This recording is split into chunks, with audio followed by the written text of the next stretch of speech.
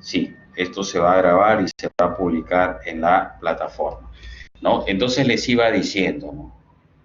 Este concepto de derecho, de conjunto de normas, gracias señor Aredo también por su participación, este conjunto de normas dictadas por un poder pertinente que tienen como fin regular la conducta externa del hombre dentro de la sociedad, recuerden ustedes, ¿no? Ha sido todo un marco evolutivo, en realidad, para poder llegar a esa concepción. Hemos mencionado que han existido grandes tratadistas o grandes historiadores, grandes ¿no? doctrinarios, entre ellos Thomas Hobbes, John Locke y, por supuesto, Jacques Rousseau. Cada uno de ellos en una modalidad, en una ideología distinta. En el caso de Thomas Hobbes habíamos señalado de que este establece de que en el estado naturaleza es un estado presocial, es un estado primigenio, es un estado donde el hombre es malo, dice, ¿no? Es malo, está, busca su propia satisfacción, busca su propia, digamos, digamos, no solo satisfacción, sino también su propia ambición, ¿no? Sus propios intereses. Y en ese sentido, dice, todos nos encontramos en un estado de guerra, ¿no? Un estado de guerra de todos contra todos. Él propone que para poder solucionar ese estado presocial donde no hay Estado, donde no hay sociedad, donde no hay asociaciones, se pueda por medio de un pacto social entre los individuos. ¿Para qué? Para ceder derechos a favor de un tercero. Esta cesión de derechos a favor de un tercero se realiza a favor del Estado, recuerden. Ojo que solamente estamos recordando, ¿eh? Se realiza a favor del Estado. Ahora bien, este tema digamos, de ceder los derechos a favor del Estado, en el caso o en la figura absolutista, ¿no? En el caso, repito, o en la figura absolutista, va a representar el monarca, ¿no? Es el monarca quien va a tener a su cargo, ¿no? Recuerden, es el monarca quien va a tener a su cargo el tema de el control, la soberanía, el control social, de establecer las normas, ¿no? En esos temas específicos. Ahora, en el caso de John Locke, recuerden ustedes, desde un punto de vista del liberalismo, representante del liberalismo, él plantea también la existencia de un estado de naturaleza, pero un estado donde los individuos, las personas, los sujetos que tienen una serie de libertades, son libres en sentido, todo el sentido de la palabra, y estos sujetos se desarrollan de manera totalmente, digamos, irrestricta respecto a sus libertades, rescatando menos lo que es la igualdad, rescatando lo que es el derecho a la propiedad, rescatando lo que es la libertad en general. Entonces, en base a ello, en base a esas libertades, él plantea que son intrínsecas al ser humano y que, bueno, en todo caso, si bien es cierto, se trata de una serie de libertades, esto también puede generar problemas, puede generar conflictos. Y el tema es que, claro, ¿no? Si yo digo de que esta es mi propiedad y otra persona dice que es su propiedad, siempre va a generar un conflicto. Y él plantea, para resolver esta dicotomía que se puede presentar en estos casos, es que necesariamente se tiene que realizar un pacto social. Aquí, a diferencia de Thomas Hobbes, el pacto social se va a realizar entre los individuos y el Estado, ¿no? Entre, repito, los individuos y el Estado. Primero los individuos realizarán un pacto y luego estos tendrán que realizar un pacto con el Estado, a fin de que el Estado pueda regular y pueda resolver los conflictos que se presenten en la sociedad. Esa es la idea, ¿no? La idea es evitar pues las masacres de un estado social o primigenio. Entonces, el tema de ceder, el tema del pacto social, el tema del contrato social, repito, implica o está orientado básicamente a que estos sujetos puedan ceder a favor del Estado y este pueda resolverlo. ¿Cuál es la diferencia? Que recuerden, John Locke, este inglés, es un representante del liberalismo y, por cierto, también del parlamentarismo. Por lo tanto, se habla de la representación y él habla de la importancia de que el poder legislativo, en este caso el Parlamento, sirva pues como un ente de equilibrio, de contrapeso al poder del Estado, al poder del monarca, ¿no? Pero en todo caso, habla también de la facultad de poder crear leyes, entre otros aspectos. En el caso de Jacques Rousseau, recuerden ustedes, ¿no? En el caso de Jacques Rousseau, representante no solo del sistema republicano, del sistema democrático, del sistema normativo, de un sistema de participación, entre otros aspectos. Él dice de que en el estado naturaleza el hombre es bueno, ¿no? Es el hombre es bueno, es la sociedad quien lo corrompe, ¿no? Es lo que él plantea y lo que él dice en todo caso, repito, es la sociedad quien lo corrompe, ¿no? Ahora, ¿qué plantea Jacques Rousseau? A ver, pregunta para ustedes, ¿no? Para que puedan participar y a ver si recuerdan un poquito. ¿Recuerdan ustedes qué planteaba Jacques Rousseau respecto al tema de resolver los conflictos en el estado de naturaleza? ¿Recuerdan? Hay que tener en cuenta que Jacques Rousseau es uno de los máximos representantes del contrato social, ¿no? Y no solamente exponente de la ilustración, repito, sino también del contrato social. Entonces, les formulo la pregunta a ustedes, ¿no? ¿Recuerdan qué es lo que planteaba Jacques Rousseau respecto a este tema? ¿Entre quiénes se tenía que realizar el pacto o el contrato?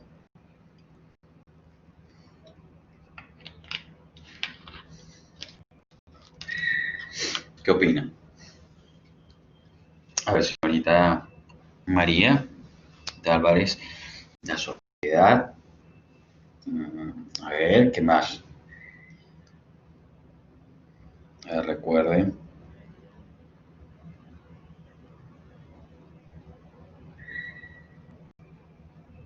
Entre individuos, señor César, Selene, un contrato social. Ok, bien. En realidad, él plantea la figura del contrato social, es uno de los máximos doctrinarios que están vinculados evidentemente al tema del contrato social. Creo que en eso no nos queda duda, pero, pero,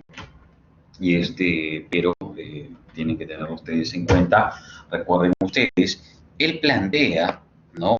Él plantea de que el contrato social se debe efectuar en contraposición a lo que dice Thomas Hobbes, en contraposición a lo que plantea John Locke. Él dice de que el contrato o el pacto se debe dar no entre los individuos y alguien abstracto que es el Estado, sino él señala de que el pacto social, de que el contrato social se debe dar entre los individuos que conforman la sociedad y el Estado en sí mismo con el derecho, ¿no?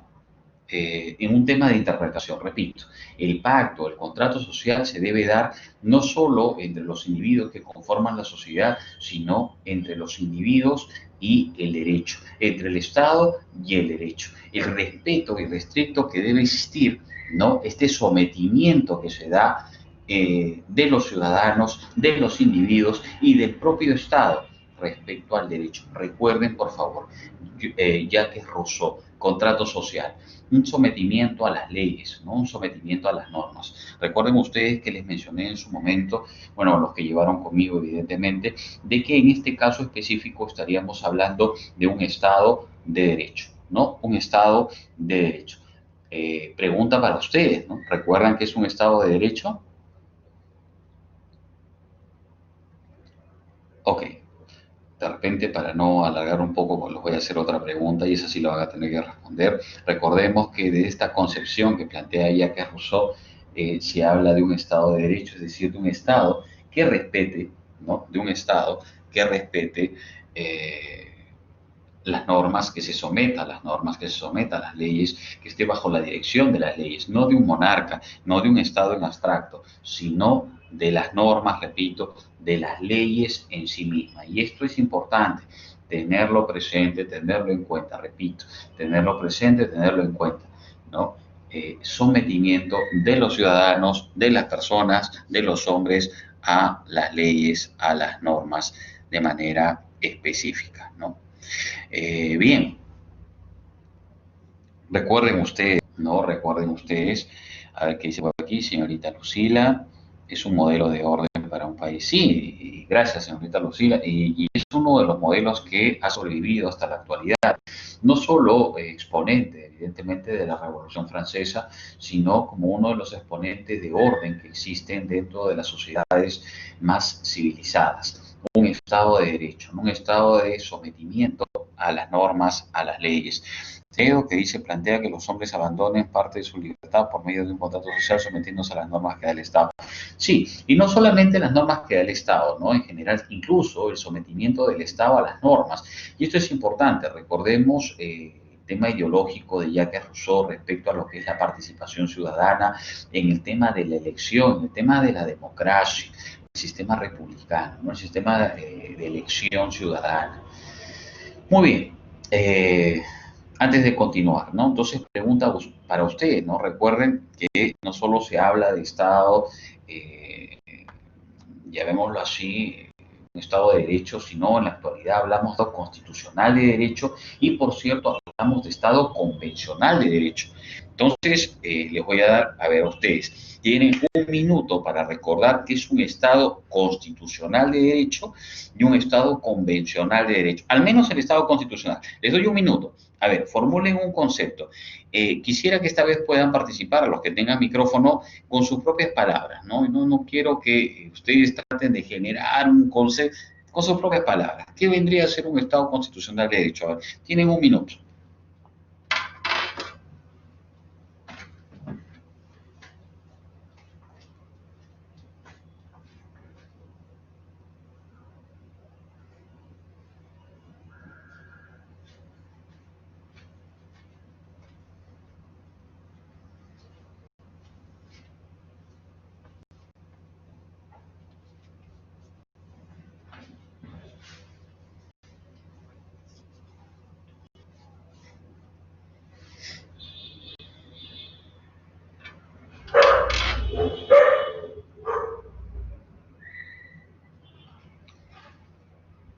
A ver, señorita Yomira, es una sociedad donde rige la Constitución y las demás leyes. Sí, cierto, es muy válido, señorita Flores, como usted menciona. ¿Alguien más? Señora Vela, ¿qué dice por aquí? Es un Estado que se rige por una Constitución. Sí, también es correcto. Yo creo que no hay mucho problema en ese sentido, ¿no? Señorita Zapata dice es un Estado en el cual rige la Constitución y las demás leyes están subordinadas a ella. Muy bien, ¿no? Eso ya se asemeja un poco más al concepto de un Estado constitucional, que dice señor Ángel, tiene como finalidad establecer una forma de gobierno. Señor Miguel, reconocimiento y garantía de las libertades y derechos fundamentales de una persona. Sí, está bien, yo creo que están en la línea correcta en realidad de interpretación, y es que cuando hablamos de un Estado constitucional de derecho, como menciona también su compañero Polanco, es el tema de la primacía de la Constitución, ¿no? Y sometimiento de las normas a esta. Cita Maribel, dice es un conjunto de fuentes, principios y leyes fundamentales que rige el ordenamiento jurídico. Señor Héctor, es un Estado constitucional donde se garantizan los derechos constitucionales. Señor Aredo, es un Estado constitucional de derecho, es un Estado de gobierno reconocido legítimamente por el pueblo. Sí, les agradezco, es válido, es válido. Yo creo que entonces queda claro que esta concepción de Estado de Derecho, que fue en su primer momento un tema revolucionario, un cambio ¿no? de paradigmas que se presentó en la sociedad, para luego avanzar lo que es un Estado constitucional de derecho. Ya no simplemente las leyes o las normas en general, sino el respeto que debe darse de estas a la Constitución, el sometimiento de estas normas en general a la Constitución y por lo tanto no solo de las normas en abstracto, sino también del Estado y de cada uno de los ciudadanos. Si una ley, si una norma contraviene o genera un marco infractor a lo que es la Constitución, pues evidentemente esta norma será inconstitucional y no tendrá eficacia, no tendrá validez. Bien, también les hablé en su momento y les dije de que no basta simplemente hablar de un Estado, digamos, constitucional de derecho, ¿no? En la actualidad también se habla o se conoce o se tiene en cuenta lo que se denomina, ¿no? Lo que se denomina un Estado convencional de derecho. Para que ustedes puedan responder lo que es un Estado convencional de derecho, busquen por favor si tienen la Constitución a la mano, les voy a dar un minuto también para que puedan buscar el artículo, perdón, la cuarta disposición final y transitoria de la Constitución. ¿Ok? Busquen, repito, por favor, la cuarta disposición y transitoria de la Constitución. Está en la parte final, ¿no? Ustedes van a la parte final de la Constitución y buscan la cuarta disposición final. A ver, revisen, léanlo. Tomen su minuto y luego les voy a hacer la consulta.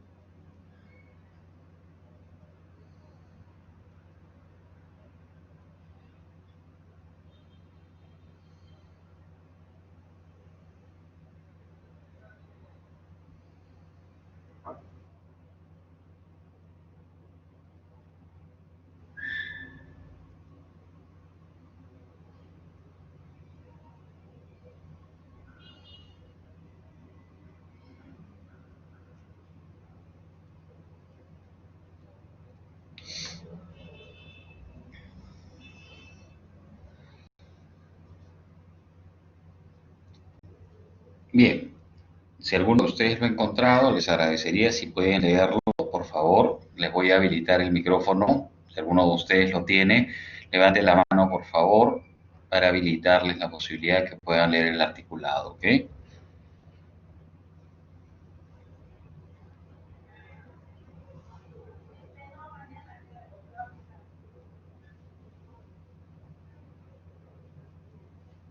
Participen, participen, por favor, traten de participar. Recuerden que todas las clases van a ser de esta manera, así que tienen que tratar de participar. Y más aún si van a ver algunas actividades que ustedes van a tener que fundamentar, ¿ok?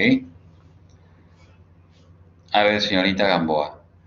Está en la parte final, señorita Zapata, de la Constitución. Cuarta disposición final y transitoria de la Constitución. A ver, señorita Gamboa, le doy paso a usted para que pueda hablar. A ver, los que no tienen o no lo han encontrado para que escuchen lo que su compañera va a leer.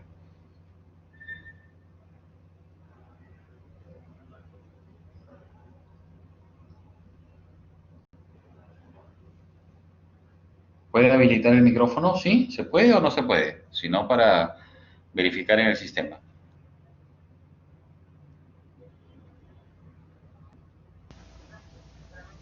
Ok, perfecto. A ver, señorita Maribel. Bueno, buenas noches, profesor.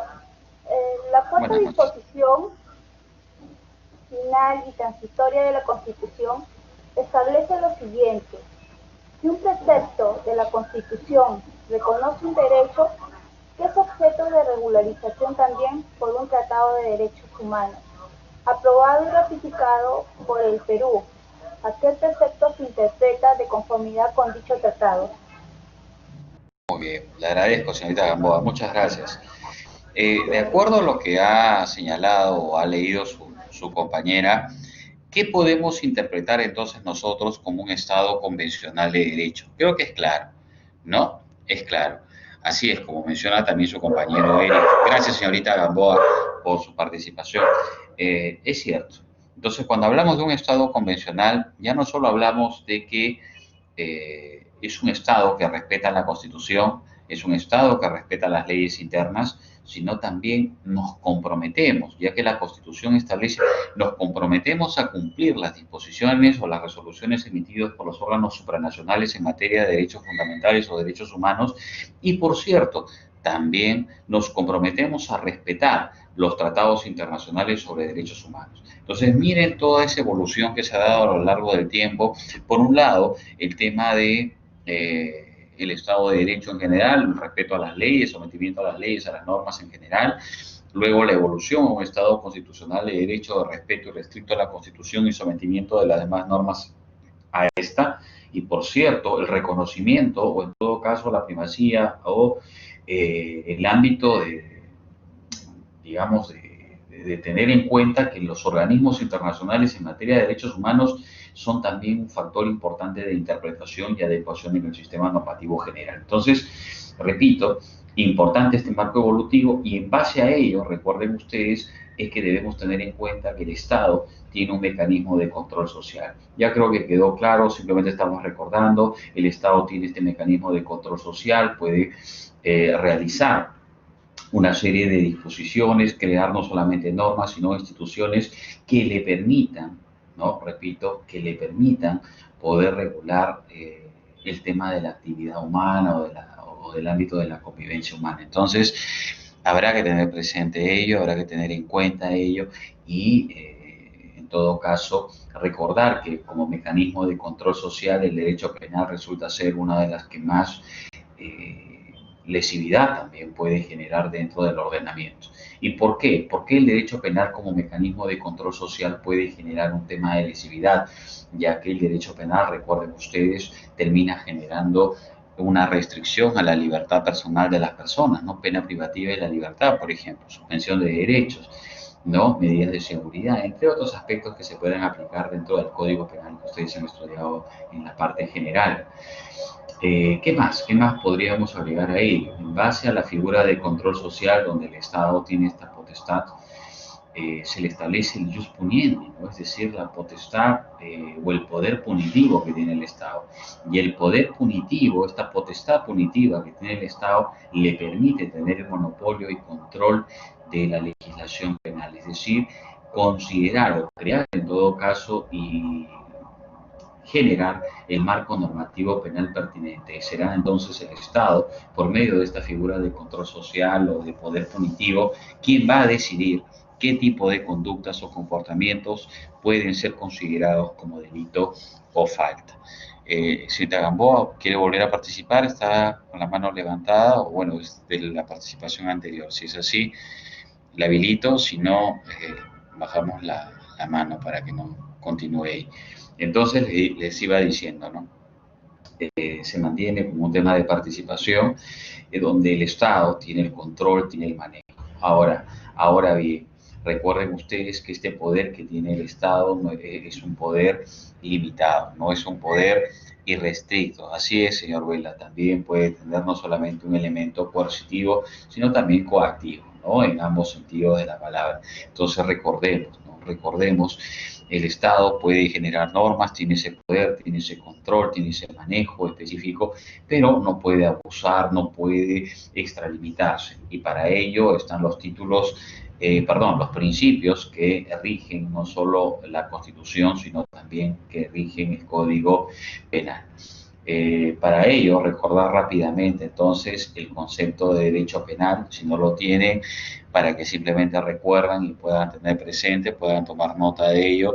Recordemos entonces el concepto de derecho penal.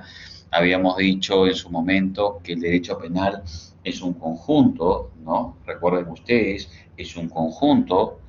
A ver qué dice por aquí, señor Andrés. Los derechos humanos también no puede vulnerar el Estado. Así es, el Estado no puede vulnerar los derechos humanos, los derechos fundamentales. En todo caso, si no son protegidos a nivel de orden interno, recuerden ustedes, pueden acudir a los órganos internacionales o supranacionales que puedan regular, ¿no? En el caso, digamos, regional, tenemos a la Convención Americana de Derechos Humanos y en todo caso, si la Convención eh, no, o en todo caso considera acudir, podrán acudir a la Corte Interamericana de Derechos Humanos, ¿no? En ambos sentidos.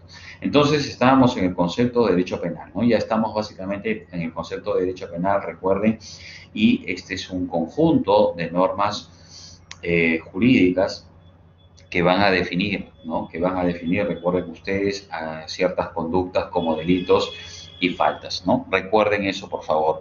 Cuando hablamos de derecho penal, hablamos de un conjunto de normas jurídicas que van a definir qué conductas van a poder ser consideradas como delitos y como faltas. Entonces, repito, habrá que tener presente, habrá que tener en cuenta este concepto, este marco de actuación y recordar que el derecho penal como instrumento de control social dentro del marco de poder punitivo del Estado es importante.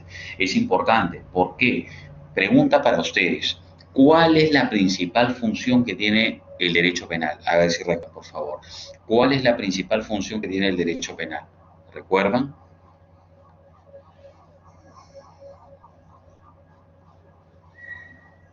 A ver, señor Puente, puede participar. ¿Me escucha? Y se escucha. La principal la principal función del derecho Función. penal es regular la conducta del individuo. Ok, ok, válido, sí, sí, es totalmente válido. ¿Qué más podríamos agregar a eso, señor Puente o alguno de sus otros compañeros? ¿Qué más podríamos agregar a ello? A ver qué dice por aquí, señorita Aquino. Muy bien, proteger el bien jurídico. Señorita Dalí, coronel, también dice proteger los bienes jurídicos. Muy bien. Señor Héctor, proteger, ok. Cita Yomira, la paz social, señor Bifil, su poder coercitivo, prevención, señor Eric, señorita Jamie, protección al bien jurídico, señor Eduardo, protección de los bienes jurídicos. Muy bien. Entonces, para poder ya estandarizar, recordemos, ¿no? La principal función que tiene el derecho penal, recuerden ustedes, es la protección de los bienes jurídicos, ¿no? Protección de los bienes jurídicos que se encuentran dentro de una sociedad.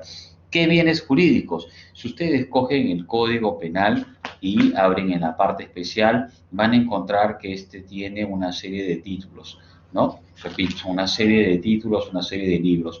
Por ejemplo, la parte especial empieza con el libro segundo, dice parte especial, delitos. Y en el título 1 habla de los delitos contra la vida, el cuerpo y la salud. Por lo tanto, hablaremos del bien protegido, bien jurídico protegido, vida. Si nos vamos al título de libertad sexual, ese es el bien jurídico protegido. Si nos vamos al tema de ámbito patrimonial, título de delitos patrimoniales, el bien jurídico protegido será el patrimonio. Y así encontrarán bienes jurídicos que protegen el sistema crediticio, que protegen el sistema económico, que protegen la buena administración, la confianza en el sistema crediticio, en el sistema comercial, en el sistema económico, entre los diferentes bienes jurídicos que puedan estar protegidos. ¿Quién señala o quién cataloga bienes jurídicos protegidos en la sociedad? El Estado, ¿no? Por medio de las instituciones correspondientes. En este caso sería evidentemente el legislativo, quien por medio de una ley puede establecer qué conductas se van a considerar delito. Y de manera excepcional, por medio de delegación de facultades, recuerden ustedes, el Ejecutivo también podría establecer, ¿no? Podría señalar a quién se puede considerar, ¿no? A quién se puede considerar como bien jurídico protegido, ¿no? Bien jurídico protegido. Entonces, importante, repito, recordar ello, importante tener presente, tener en cuenta este tema de adecuación del concepto de derecho penal como este conjunto, repito, que define qué conductas son delitos o faltas, imponiendo o estableciendo la imposición de penas o medidas de seguridad a aquellos que han infringido los bienes jurídicos. También recuerden ustedes que para considerar, ¿no? El derecho penal como una ciencia, habíamos indicado, tiene que estar relacionado a la criminología, a la política criminal y por supuesto a la dogmática penal. Aquí no vamos a tomar más tiempo, simplemente recuerden ustedes el tema de la criminología, que es una ciencia que estudia, ¿no? Cómo surge el delito, cómo surge la delincuencia, el tema de la política criminal, como aquel conjunto de medidas o de acciones que tienen carácter preventivo, que tienen carácter represivo, de las que dispone el Estado para poder ejecutarlas dentro de la sociedad. Y por último, la dogmática penal. Esto sí se las voy a preguntar, porque no podemos analizar los tipos penales si no saben el concepto de dogmática penal. Así que pregunta para ustedes, ¿no? ¿Qué es la dogmática penal? ¿Qué deben entender ustedes por dogmática penal? A ver, ¿qué responden?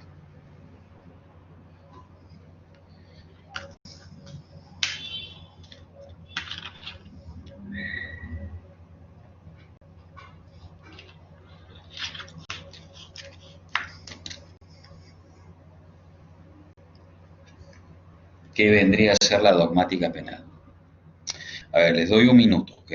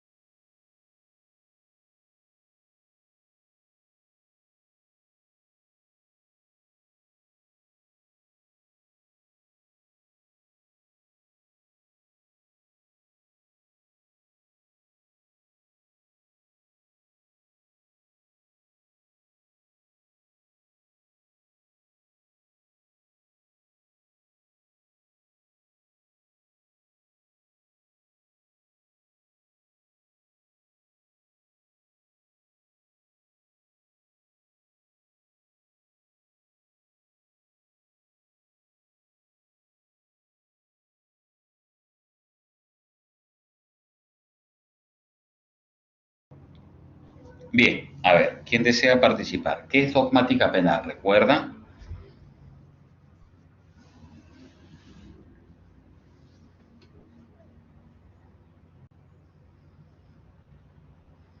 A ver, señorita Gamboa, es la disciplina del derecho, es decir, un estudio integral del ordenamiento penal positivo. Sí, correcto, es válido, buena conceptualización de lo que es la dogmática penal. ¿Alguien más?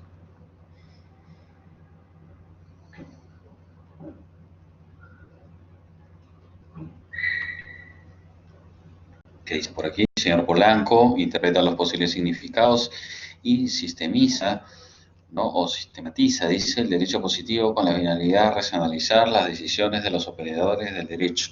Sí, válido, válido, señor y señorita Reyes. El estudio sistemático, lógico, analítico, muy bien. Falta completar ahí de las normas penales, ¿no es cierto? Y señorita Valencia Godos, dice, es la disciplina perteneciente al derecho penal. ¿No? Señor Salvador, es una herramienta jurídica que identifica el dispositivo normativo penal. Correcto. Bien, en todo caso, si desean, les dicto de una vez el concepto para aquellos que no lo tienen, para que puedan tener ya un concepto específico de dogmática penal. ¿Qué es la dogmática penal entonces? ¿Qué debemos entender por dogmática penal? La dogmática penal, como bien lo mencionaron algunos de sus compañeros, es el estudio, ¿no? Es el estudio analítico, sistemático, lógico y político de las normas de derecho penal. Repito, ¿qué es la dogmática penal? ¿No? ¿Qué es la dogmática penal? Es el estudio analítico, sistemático, lógico y político de las normas de derecho penal. Tener presente ello, tener en cuenta ello. No hay otra forma de entender el derecho penal, no hay otra forma de poder conocer el derecho penal, de poder interpretar el derecho penal, solo por medio de un adecuado estudio, tanto analítico, sistemático, lógico, incluso político, de cada uno de estos dispositivos normativos nos va a permitir poder saber a ciencia cierta y de manera correcta qué es el derecho penal, ¿no? Cómo se puede interpretar el derecho penal. Muy bien. Hasta aquí, ¿alguna consulta, alguna duda simplemente para redondear la idea? No, no se preocupe, señorita Yucra, no hay ningún problema. Buenas noches, bienvenida a la plataforma, a la clase, ¿no? Buenas noches. Entonces, si no hay dudas, continuamos, ¿no? Recuerden ustedes, respecto al tema de lo que es el título preliminar, hemos estudiado los principios que rigen el derecho penal. Ustedes en el Código Penal, parte general, han estudiado lo que es la finalidad preventiva, por ejemplo, del derecho penal, eso está en el artículo número 1, ¿no? El tema de la prevención de delitos y faltas. Han estudiado también lo que es el principio de legalidad como principio fundamental, base del derecho penal, un limitador a la actuación abusiva por parte del Estado. Recuerden ustedes, no me pueden sancionar, no me pueden procesar, no me pueden coactar mi libertad si previamente esa conducta no está tipificada con anterioridad, ¿no? Como delito, ¿no? Recuerden las características del principio de legalidad, el tema de la ley escrita, de la ley cierta, de la ley estricta, de la ley previa, entre otros aspectos. Recordemos también dentro de este ámbito la prohibición de analogía como un principio fundamental del derecho penal por el cual no me pueden procesar a mí por una conducta que se pueda parecer o no.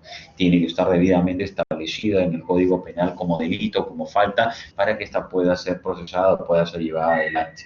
También está el principio de lesividad, ¿no? Principio importante. Recuerdan ustedes cuando lo estudiamos en su momento, el principio de lesividad implica pues que yo no puedo establecer una pena, una sanción a una persona, a un sujeto, si es que no se ha producido de manera concreta, de manera cierta, una lesión al bien jurídico, es una puesta en peligro al bien jurídico. Teniendo en cuenta que esta puesta en peligro, esta lesión al bien jurídico tiene que ser de tal grado que realmente pueda promover el derecho penal, pueda ejercitarse el derecho penal. Si no, se tendrá que acudir a otros mecanismos de control social a fin de hacerlos valer. Recordemos también el tema del principio de juez natural, del debido proceso. Recordemos los otros principios que se han estudiado, como el tema de garantía de ejecución legal de la pena, el principio también de culpabilidad, el tema de proscripción de la responsabilidad objetiva del derecho penal. No confundirlo, no equivocarse. Recuerden ustedes con este tema de la imputación objetiva, ¿no? Que esa es otra cosa, eso es otra cosa, es otro tema, ¿no? El tema de la imputación objetiva que es totalmente válido. Artículo número 8, el principio de proporcionalidad base, ¿no? Fundamental dentro de lo que es el derecho penal también, ya lo hemos estudiado, lo hemos analizado, o se han llevado con otro docente, también lo deben haber estudiado, y el tema de las funciones de la pena y las medidas de seguridad. Y por último, en el artículo número 10 dentro del título preliminar, que acerca de el establecimiento o la adecuación de las normas de estos principios a cualquier dispositivo penal, no solo los que están en el código, sino a cualquier otra norma.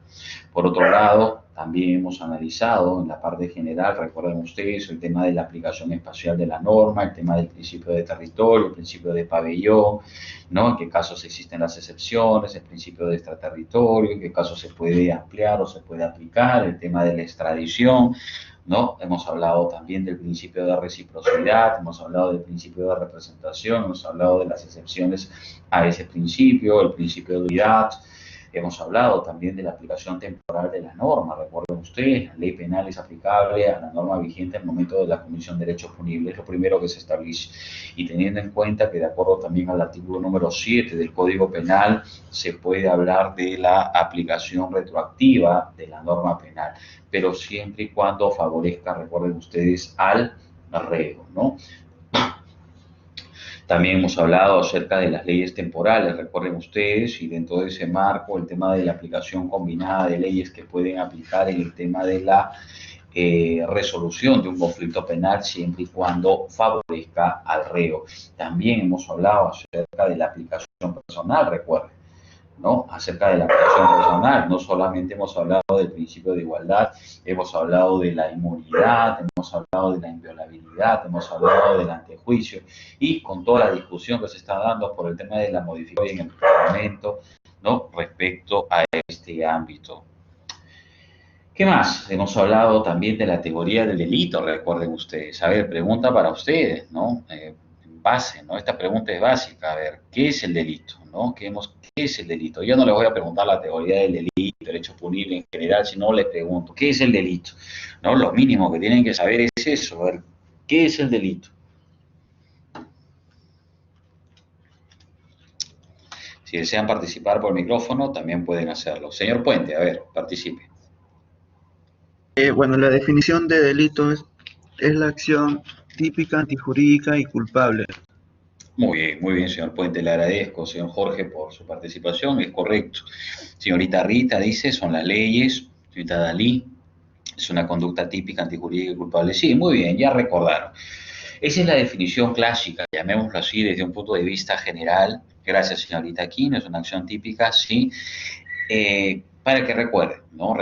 Cuando se habla de delito en una definición general, siempre, no olviden, por favor, cuando hablamos de delito, hablamos de aquella conducta típica, antijurídica y culpable. Recuerden, ¿no? ¿Qué es el delito? Es aquella conducta típica, antijurídica y culpable. Señorita Jamie, ¿qué dice? Es lo que no está establecido por la ley, es castigada por la ley. Bueno, ahí habría que corregir algunos componentes, pero básicamente recuerden, tomen nota de esto. El delito es aquella conducta típica, antijurídica y culpable, ¿no? Si yo les pregunto a ustedes entonces, ¿cuáles son los elementos que conforman el delito? Conducta, tipicidad, antijuricidad y culpabilidad. Yo no voy a desarrollar cada uno de estos puntos porque ya es de parte general, ya se ha desarrollado en su momento, pero simplemente para que puedan recordar, ¿no? A ver, perdón, ¿qué dice el señor Fernando? Es un delito es un comportamiento, ya sea por voluntad o por imprudencia, resulta contrario a lo establecido por ley. Sí, también es válido, cita Juliana, es toda conducta que afecta el ordenamiento jurídico. Sí, entonces, gracias por participar. Entonces les decía, ¿no?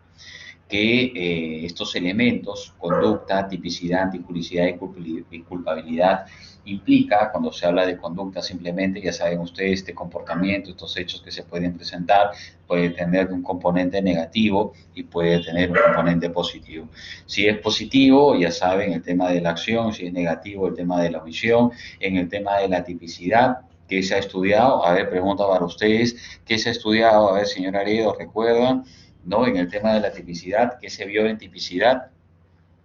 ¿Qué elementos conforman el tema de la tipicidad?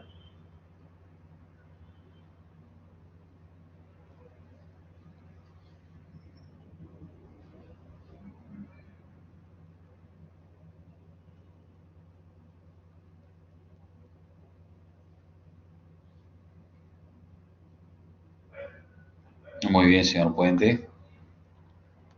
Muy bien. Imputación objetiva.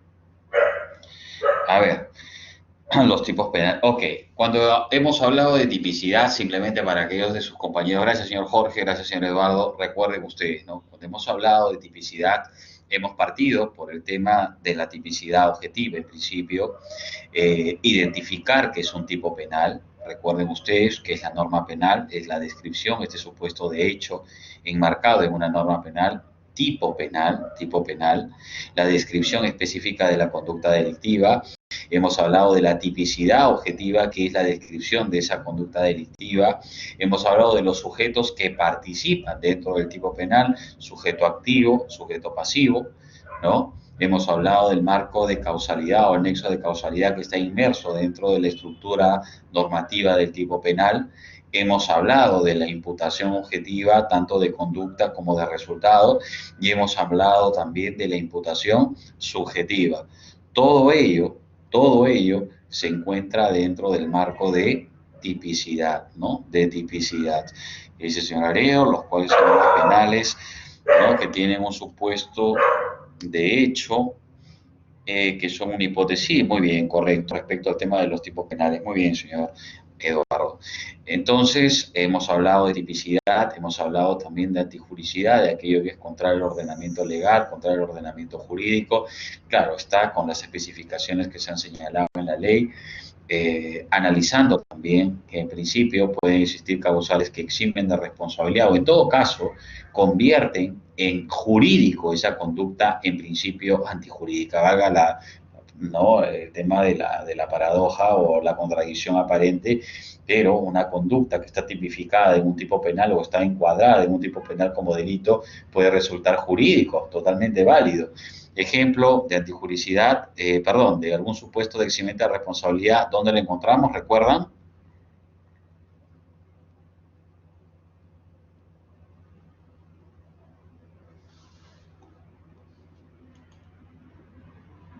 A ver, ¿recuerdan ustedes?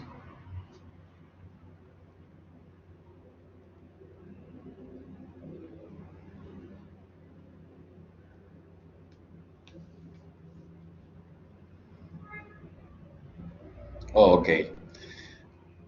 Artículo 20, ¿no? El riesgo permitido, recuerden ustedes, es parte del tema de la imputación objetiva, eso está en tipicidad. Pero cuando hablamos de antijuricidad, siempre recuerden el artículo 20 del Código Penal. Aquellos que no han llevado conmigo, recuerden el artículo 20 del Código Penal, eximentes de responsabilidad. Y en el caso de la antijuricidad, ¿qué podemos encontrar como un tema de causa que pueda declarar como jurídica una acción o una conducta que se puede encontrar en un tipo penal? Uno es la legítima defensa, recuerden, ¿no? ¿Qué más? Legítima defensa, estado de necesidad disculpante, estado de necesidad justificante, actuar por mandato de la ley, por el tema de consentimiento, entre otros aspectos que está dentro del artículo 20. Y por último, hemos estudiado también en su momento lo que es la culpabilidad, ¿no? La culpabilidad.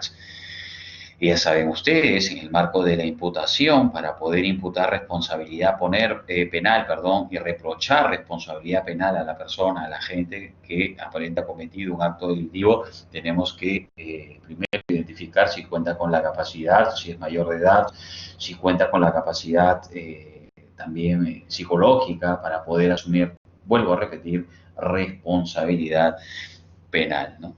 Entonces, por favor, sí les voy a pedir que puedan repasar ello, repasen lo que es teoría del delito, el delito y los elementos, ya que para poder analizar un tipo penal, necesariamente tienen que recordar cada uno de esos elementos. Si hay problemas en identificar qué es la antijuricidad, si hay problemas en identificar qué es la culpabilidad, si hay problemas en identificar lo que es la imputación objetiva, pues va a darse o generarse una serie de problemas también al momento de interpretar lo que es los tipos penales, ¿no? A ver qué dice, se le puede imputar responsabilidad penal por su conducta.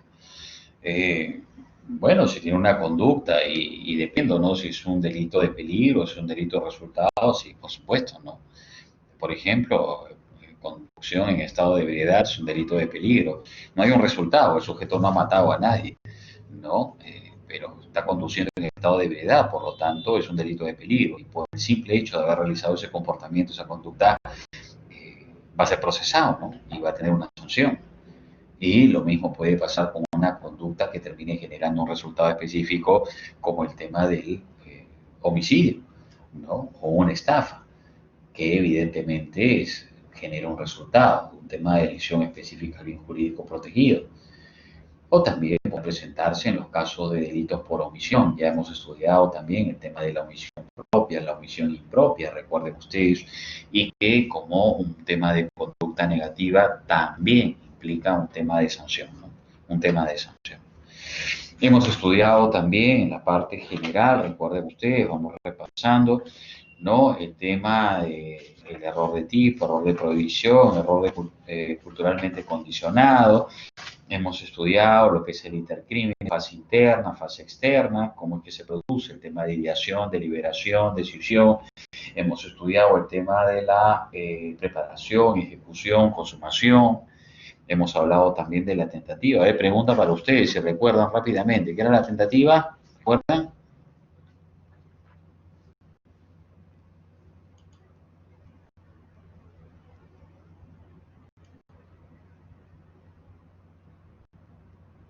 ¿Recuerdan qué era la tentativa?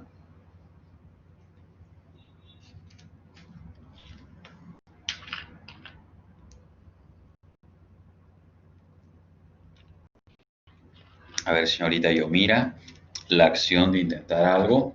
Ok, bien. ¿Qué más puede agregar a ello?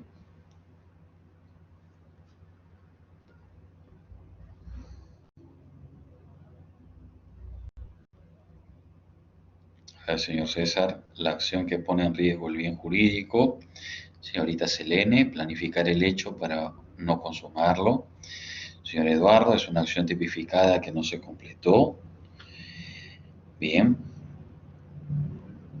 Señor Fernando, la acción que ejecuta una persona de forma total o parcial para causar algún daño. Bueno, bien.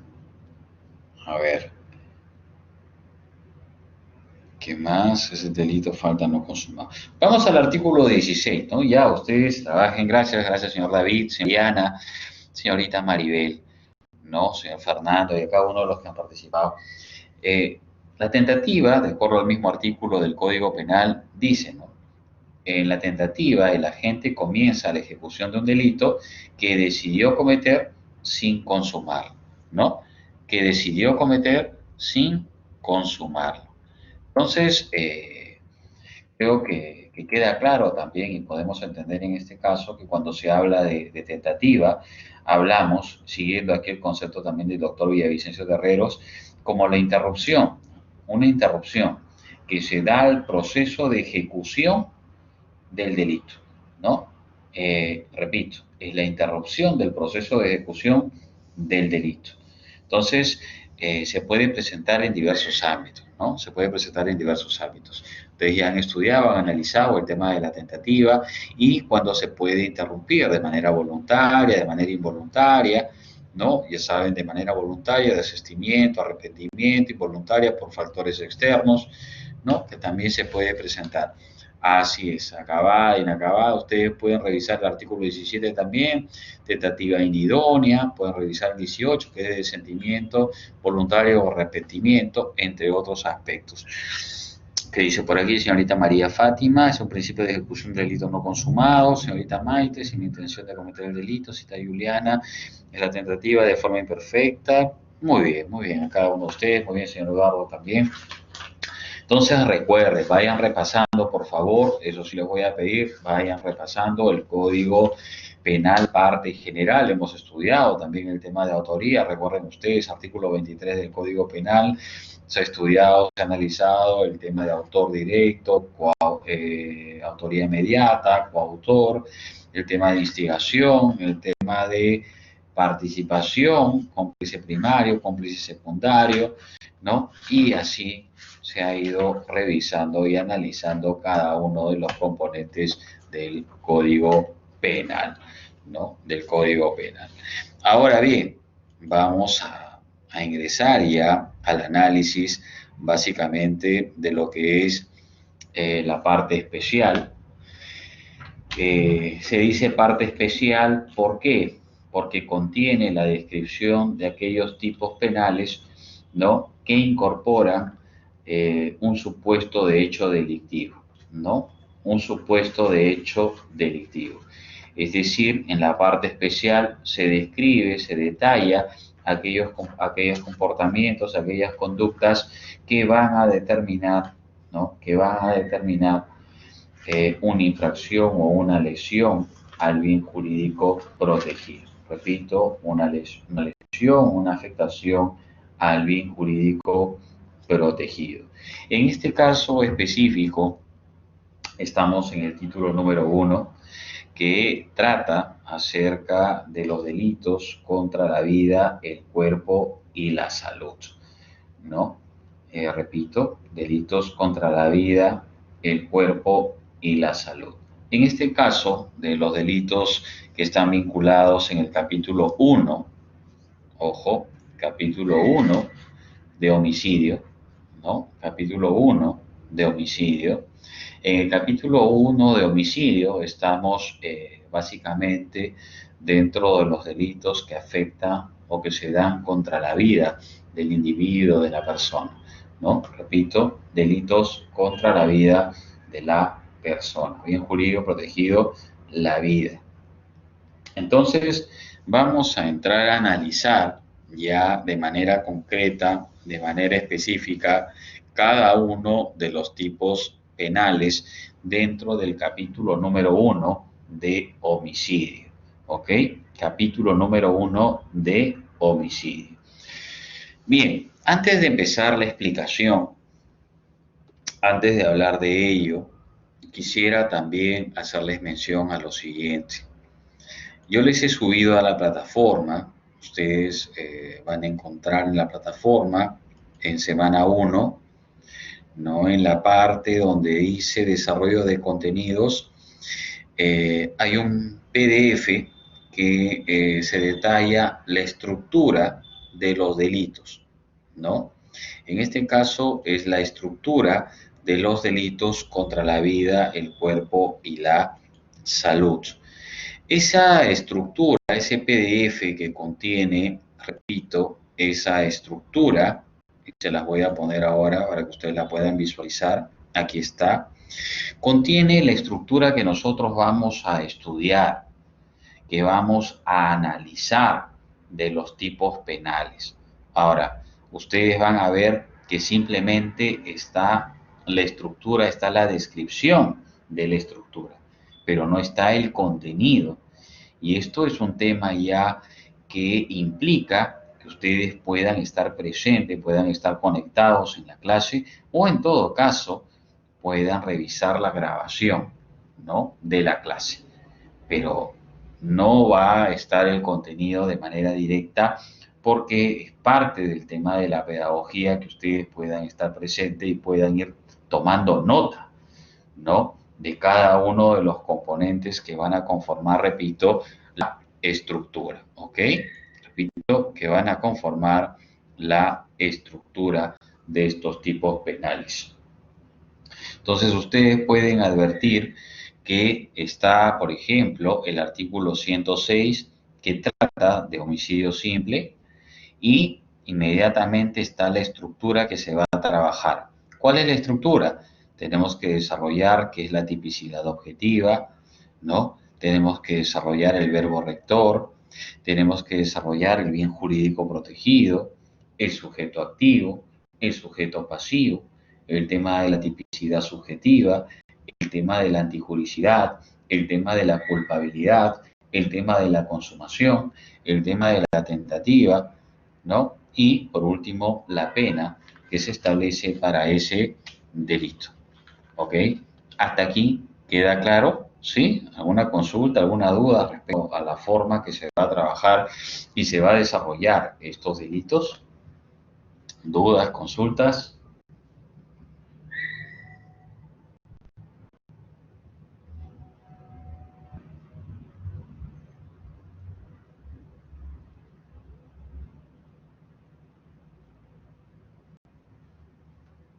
Ok.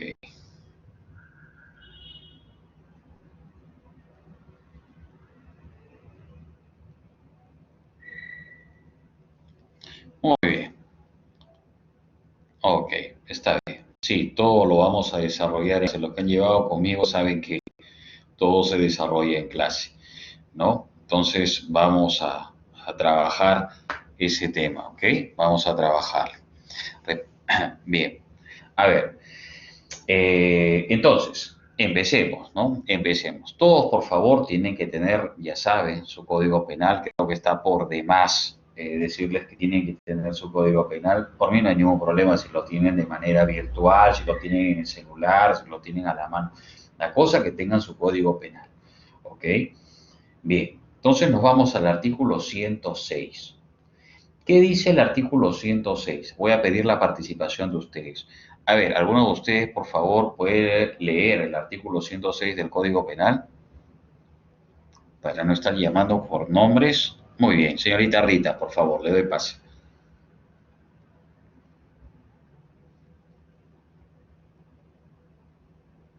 Bien, señorita Rita, puede activar su micrófono, no hay ningún problema para que pueda leer el artículo 106. Ok, profesor, ¿me escucha? Sí, claro. Ok, perfecto. Artículo 106, homicidio. El que mata a otro será reprimido con pena privativa de libertad, no menor de 6 ni mayor de 20 años. Ok, muchas gracias, señorita Rita. Lo que acaba de hacer su compañera es leer un tipo penal, ¿no? Para todos. Acaba de leer un tipo penal. Este tipo penal tiene una estructura. Como ustedes acaban de evidenciar, dentro del tipo penal se encuentra la descripción de aquella conducta, de aquel supuesto de hecho que tiene un componente delictivo. Entonces, ¿qué vendrá a ser la tipicidad objetiva? Si nosotros analizamos la descripción del artículo 106 del Código Penal, vamos a identificar inmediatamente que dentro de esta estructura existe un tema de conexión, existe un marco de adecuación, tanto de acción y resultado, ¿no? Entonces, para que puedan ir tomando nota, hablamos ahora de la tipicidad objetiva. Dice, el que mata a otro. Pequeño, no es concreto el tipo penal, no hace más referencia, simplemente dice el que mata a otro. Entonces, desde un punto de vista de la tipicidad objetiva, vamos a identificar que el artículo 106 de homicidio simple lo que establece o dice de manera concreta es que se va a sancionar a aquella persona que quite la vida dolosamente a otra, ¿no? Repito, se va a sancionar a aquella persona que quite la vida dolosamente a otra, ¿no? Quitar la vida, ¿no? Quitar la vida. En este tipo penal, tal y como se advierte, no se habla de ningún atenuante y tampoco hay agravantes. Ahora, quitar la vida a una persona, matar a una persona, extinguir la vida de una persona, puede darse, de acuerdo a la descripción de este tipo, ya que no menciona más cosas, puede darse por acción y puede darse por omisión. Ojo, puede darse por acción o puede darse por omisión, no en ambos supuestos, no en ambos supuestos. Ya saben ustedes, si es por acción, el sujeto que no sé, se me ocurre, coge una botella, la revienta la botella en la cabeza de una persona y la mata, ¿no? En una fiesta. Un homicidio por acción. O puede ser también un caso de omisión, un tema de comisión por omisión, ¿no? No sé, la persona que tiene un deber de garante y ¿no? que tiene que suministrarle la medicina y no le suministra la medicina y esta persona muere, ¿no? Entonces también puede haber un homicidio por ese lado, dependiendo. Claro, si es de manera dolosa, ¿no? De manera dolosa. También dentro de la tipicidad objetiva, recuerden ustedes, ¿no? Habrá que verificar que simplemente se trata de un delito de resultado. ¿Por qué? Porque se tiene que dar el resultado muerte, ¿no? Por lo tanto, al no tener un atenuante, al no tener un agravante dentro de la tipicidad objetiva en el artículo 106 del Código Penal, vamos a ver que resulta irrelevante en todo caso determinar las modalidades, ¿no? El tema de si fue de repente con una botella, fue a puño limpio, si fue de repente, no sé, con algún componente. El tema es que le haya quitado la vida. Claro está que si se realiza con algún otro elemento que puede estar vinculado a lo que es el homicidio calificado, pues tendrá una variación, ¿no? Ya será otro tipo penal. Pero en principio, dentro de la tipicidad objetiva, repito, habrá que tener en cuenta en un marco general que este hace referencia el que mata a otro, es decir, el quitar la vida dolosamente a otra persona y que se puede dar por acción o por omisión. Muy bien. Siguiente punto. Bien, verbo rector, ¿no? ¿Cuál sería el verbo rector dentro de este tipo penal? A ver, ustedes que pueden verificar el artículo 106. Si yo les pregunto a ustedes, ¿cuál sería el verbo rector en ese tipo específico? ¿Cuál sería? Muy bien, señorita Dalí, muy bien, señor Jorge, ¿no? Matar, es correcto. Así es, señorita Jamie, señorita Maite, matar. Entonces pongan ahí, el verbo rector es matar, ¿no? Es matar. Muy bien, señor Héctor. Entonces, ese sería el siguiente punto. El otro tema, así es, señorita Juliana, el siguiente punto sería el bien jurídico protegido. A ver, pregunta para ustedes. ¿Cuál sería el bien jurídico protegido, ¿no? En el delito de homicidio? Muy bien, señorita Dalí, señor Miguel, correcto, ¿no? Es correcto, señorita Maribel, señorita Jamie, señorita Selene, señorita Maite, Jorge, Eduardo y Sergio Miguel. Creo que todos están en esa misma línea, la vida. Pero aquí vamos a agregar algo, ¿no? El bien jurídico protegido es la vida humana independiente, ¿ok?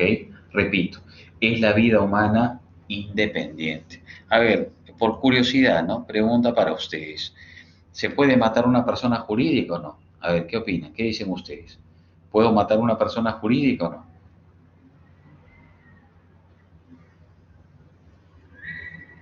A ver, señor Puente dice que no. ¿Qué dicen ustedes? El señor Miguel dice que sí. Señorita Gamboa dice que no. Señorita Juliana dice que sí.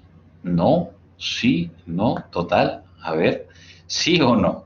A ver, ¿qué dice? ¿Puedo matar a una persona jurídica? ¿Puedo coger un arma y meterle un balazo y matarlo, un cuchillazo? A ver, si yo les digo, a ver, pueden matar a la UPN como persona jurídica, se paran frente a la universidad y le lanzan una bomba, un explosivo y la matan. ¿Ah? O le meten un cuchillazo a las paredes. ¿Mm? Ok, bueno, creo que ya está más claro, ¿no? Al menos dentro del marco doctrinario general no podemos matar a una persona jurídica. Los procedimientos de liquidación, de disolución, liquidación, extinción ya son otros procedimientos, ¿no? Ok, así es, muy bien, señor Abrero, ¿no? Entonces, por eso que hablo de que el bien jurídico protegido es la vida, sí, pero la vida humana. Y a ello darle algo más, vida humana independiente, ¿ok? Vida humana independiente. ¿Y por qué agrego esto? ¿Por qué agrego el tema de la vida humana independiente? A ver, ¿qué dicen ustedes? Creo que humana ya está clara para diferenciarlo de persona jurídica, pero ¿por qué vida humana independiente? A ver, ¿qué opinan?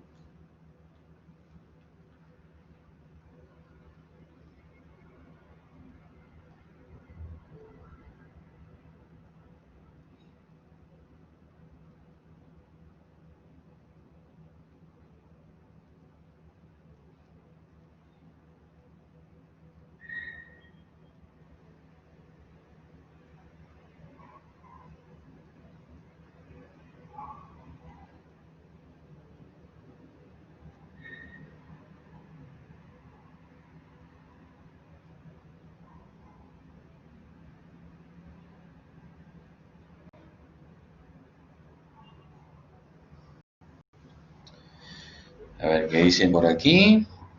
Disculpe, pero el dueño de una empresa no es una persona jurídica. A ver, ahora vamos a responder eso, señor Jorge. Tiene acción y voluntad. Maribel Gamboa, natural. Diana Orellana, por lo separa un grupo de personas, mientras que la persona jurídica no tiene accionar, sino es mediante un tercero. Ok, bien, creo que no me han entendido, pero no se preocupen, ahora les explico, ¿no? Ahora les explico, no hay ningún problema. A ver, respecto al tema de la persona jurídica, ya saben ustedes, no voy a retroceder, pero ya saben ustedes que una persona jurídica como sujeto de derecho es totalmente independiente de la persona natural o de las personas naturales que lo han creado, ¿no? Eso es lo primero, repito, ¿no? El tema de una persona jurídica. Profesor, pero es una empresa individual de responsabilidad limitada y es el titular y él es el gerente, él es el que lo ha creado y él es el que lo administra. Está bien, pues. Pero la persona jurídica es independiente, es otra cosa. Tiene su propio RUC, tiene su propio sistema de declaraciones, tiene su propio tema de obligaciones y derechos. La persona natural es un sujeto de derecho, pero por sí mismo, ¿no? Profesor, pero la ley general de sociedades, la ley 26887, ¿no? Que habla de la sociedad anónima abierta, sociedad anónima cerrada, sociedad en comandita, sociedades simples, sociedades civiles.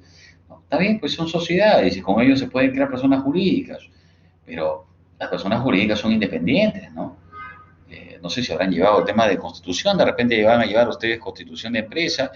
Para constituir una persona jurídica hay una serie de procedimientos, búsqueda de nombre, ¿no? El tema de elaboración de minuta, el tema de escritura pública, inscripción en registros públicos, el tema de declaración en la SUNAT, registro en la SUNAT, ¿no?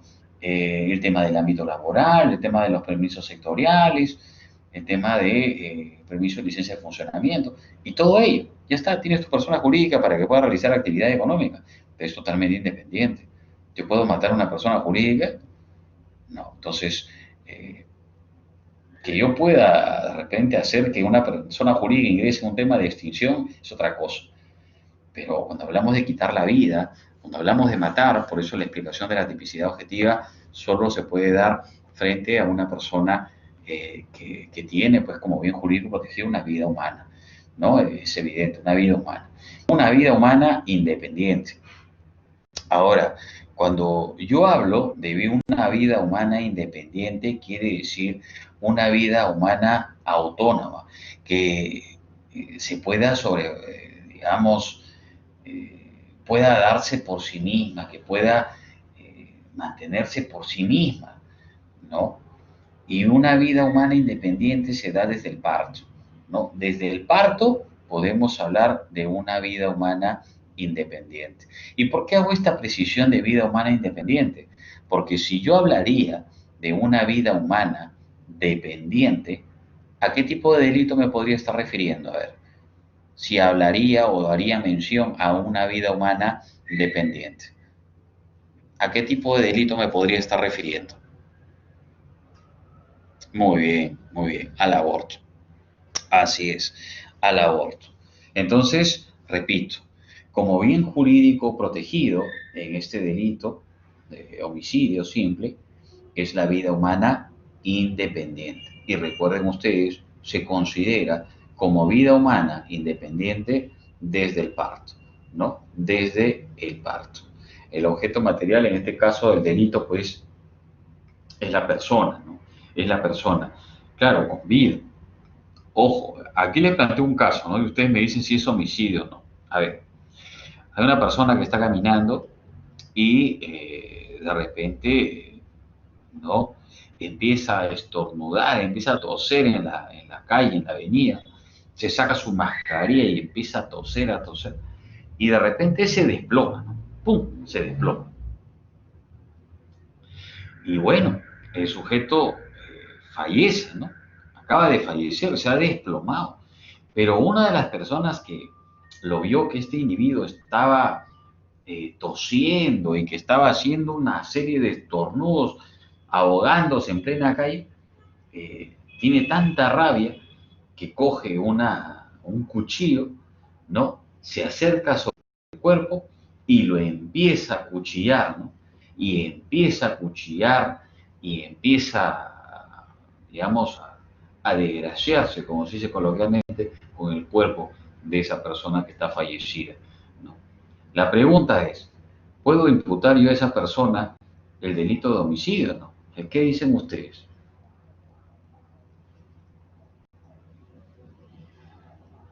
Ah, así es, ¿no? Creo que ya está claro, ¿no? Muy bien, está claro. Entonces, tiene que ser una vida humana independiente y por demás, creo que está de mencionarlo, esa persona tiene que estar con vida, pues, ¿no? Esa persona tiene que estar con vida para poder considerar que se ha cometido el delito de homicidio. ¿Ok?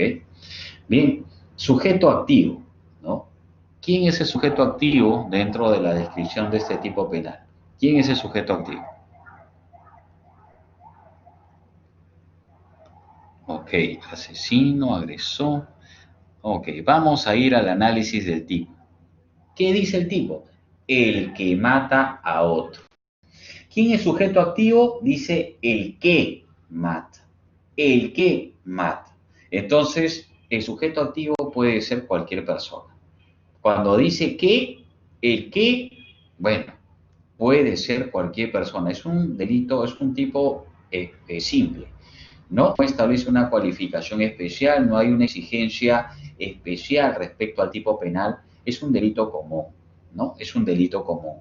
Cualquier persona natural puede ser el homicida, ¿no? El sujeto activo. Cualquier persona que actúe evidentemente, en principio, por sí mismo, ¿no? Que actúe por sí mismo. Que puede hacerlo también por medio de terceros, pero en principio que actúe por sí mismo. Cualquier persona natural.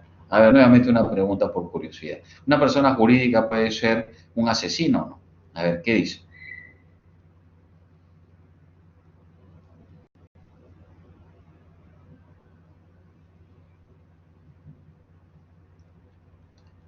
Ok.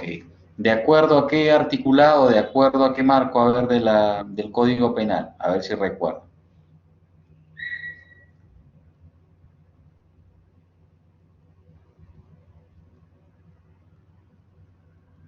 Recuerden, ¿no? Societas delinquere non potest, artículo 27 del Código Penal, ¿no? Sociedades no responden penalmente, ¿no? Puede ser que el dueño de la empresa mande a matar a alguien, pero va a tener que responder de manera personal, ¿no? Muy bien, sujeto activo, entonces, cualquier persona natural. ¿Quién es el sujeto pasivo? De acuerdo a esta estructura. Ok, la víctima sí, pero de manera concreta, cualquier persona natural con vida, no se olvide. ¿Quién es el sujeto pasivo? Cualquier persona natural con vida. ¿Ok? Cualquier persona natural con vida. Bien, tipicidad subjetiva. A ver, ¿qué exige el artículo 106 del Código Penal? A ver, ¿qué exige el artículo 106 del Código Penal?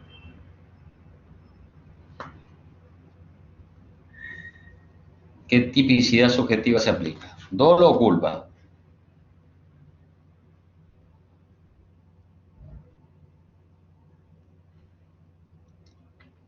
Ok, dolo, muy bien, ¿no? Se aplica el dolo, ¿no? Ya saben, sujeto actúa con conocimiento y con voluntad, ¿no?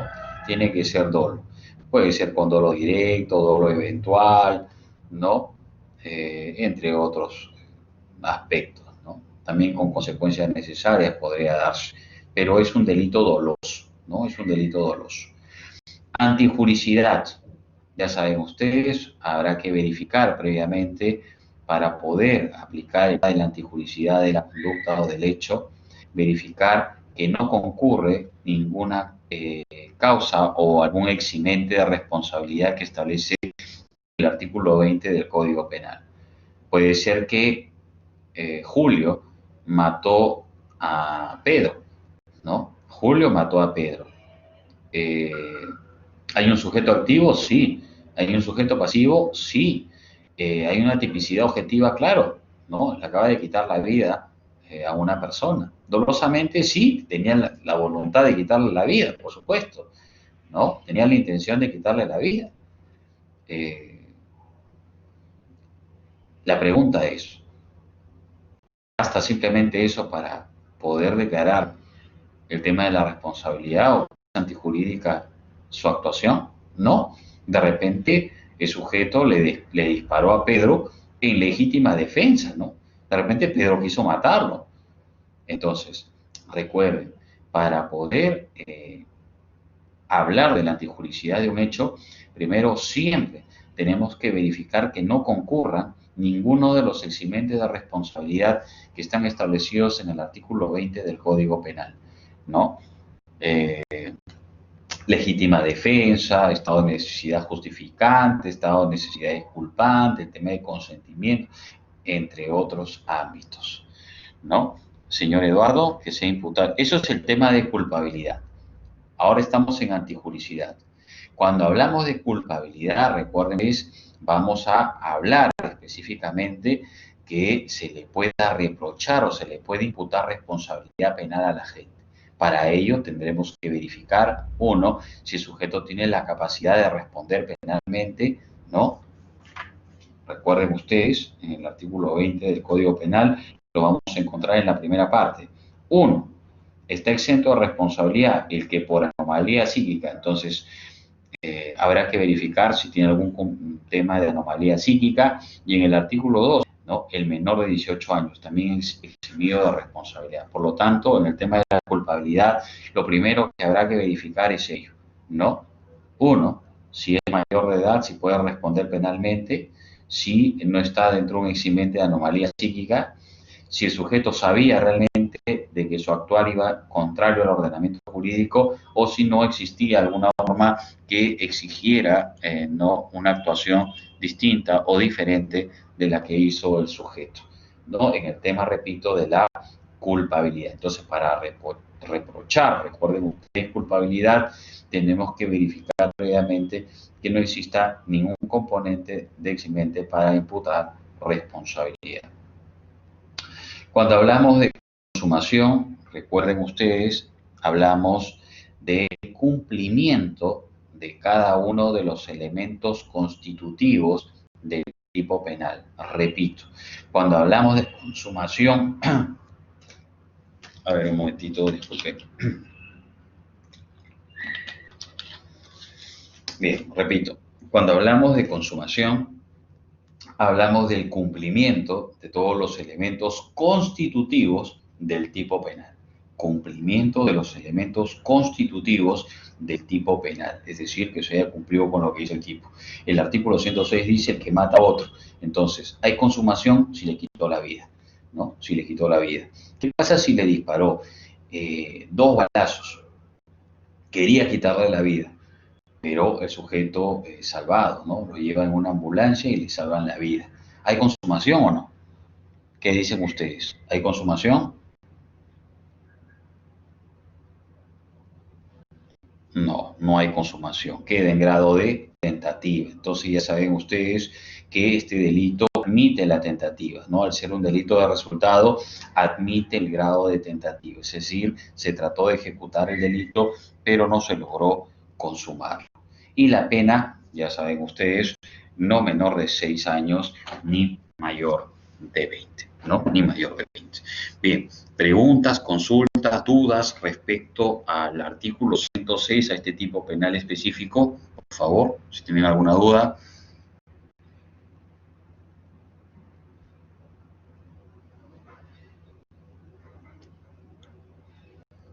Ok, mientras van pensando, ¿no?